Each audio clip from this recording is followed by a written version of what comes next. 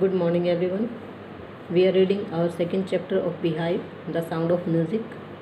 We have read our chapter up to here. Up to here, we have learnt that how Evelyn lost her hearing at a young age, and after that, she tried very hard to be a magician, and Ron Forbes spotted her potential. After that, she never looked back.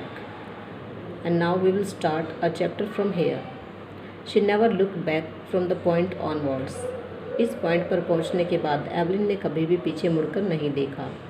She toured the United Kingdom with the youth orchestra and by the time she was 16 she had decided to make music her life. उसने United Kingdom का दौरा किया एक orchestra group के साथ, एक band of musician के साथ, and by the time she was 16 और जब वह 16 साल की हो गई उसने म्यूज़िक को अपना जीवन बनाने का निश्चय किया। She auditioned for the royal academy of music that is in London and scored one of the highest marks in the history of the academy. उसने रॉयल एकेडमी ऑफ म्यूज़िक जो कि लंदन में है इसके लिए ऑडिशन दिया और उसके बाद एकेडमी के इतिहास में सबसे ज़्यादा मार्क्स लेने वाली लड़की बन गई। She gradually moved from orchestral work to solo performances. वह धीरे धीरे ऑर्केस्ट्रल वर्क को छोड़कर सोलो परफॉर्मेंस की तरफ बढ़ गई। पहले एवलिन ऑर्केस्ट्रा ग्रुप के साथ काम किया करती थी और ग्रुप ऑफ म्यूजिशियन के साथ काम किया करती थी, लेकिन धीरे धीरे उसने ऑर्केस्ट्रल वर्क को छोड़कर सोलो परफॉर्मेंस देना शुरू कर दिया। At the end of her 3-year course, अपने 3 साल के कोर्स के अंत में she had captured most of the top awards. उसने बहुत से बड़े बड़े अवार्ड अपनी झोली में डाल लिए। And for all this Evelyn won't accept any hint of heroic achievement. इतना सब कुछ प्राप्त करने के बाद भी एवलिन किसी भी हीरोइक अचीवमेंट को एक्सेप्ट नहीं करती है, स्वीकार नहीं करती है। इट मीन्स वो प्राउड फील नहीं करती है, बल्कि उसका एक ही मानना है that if you work hard, कि यदि आप कठिन मेहनत करते हैं, and know where you are going, और अगर आप जानते हैं कि आप कहाँ पर जा रहे हैं, यू विल गेट देयर, तो आप वहाँ पर पहुँच सकते हैं, आप उस चीज़ को प्राप्त कर सकते हैं। And she got right to the top, और आज वह टॉप पर पहुँच गई है। The world's most sought after multi percussionist with the mastery of some 1000 instruments. आज वह चोटी पर पहुँच गई है, टॉप पर पहुँच गई है, और वह दुनिया की सोट आफ्टर का मतलब होता है चहेती, जिसके बहुत सारे फैंस होते हैं। मल्टी परकशनिस्ट, बहु तबला वादक। आज वह सबकी चहेती बहु तबला वादक बन गई है और उसने 1000 से भी ज़्यादा इंस्ट्रूमेंट्स के ऊपर मास्टरी हासिल कर ली है।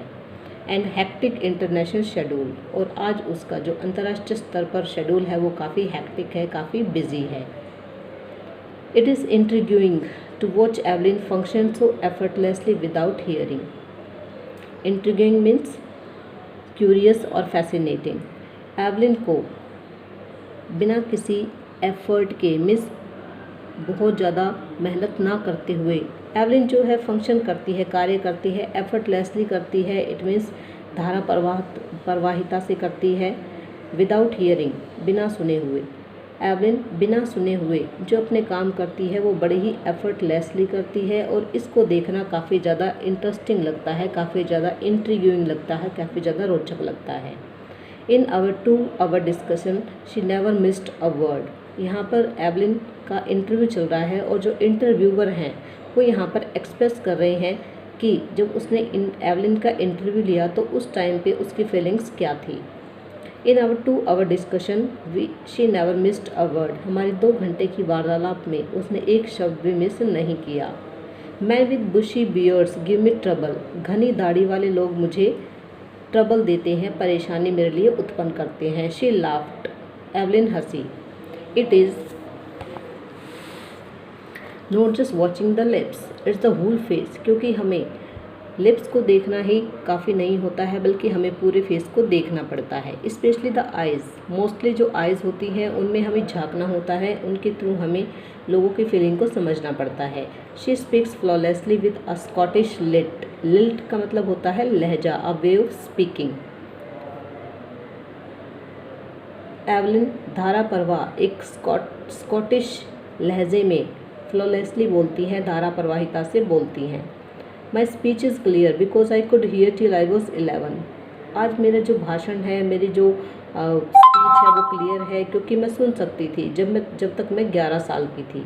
शी सेज, वह कहती है, but that doesn't explain how she manage to learn French and master basic Japanese. लेकिन इसको एक्सप्लेन करना काफ़ी ज़्यादा मुश्किल है कि एवलिन ने फ्रेंच और जैपनीज़ जैसी जो लैंग्वेज है उनको कैसे समझना शुरू किया, उनको कैसे समझा, उनकी जो लिल्ट है, उनका जो लहजा है, उसको कैसे उसने समझने में उसने अपने आप को मैनेज किया।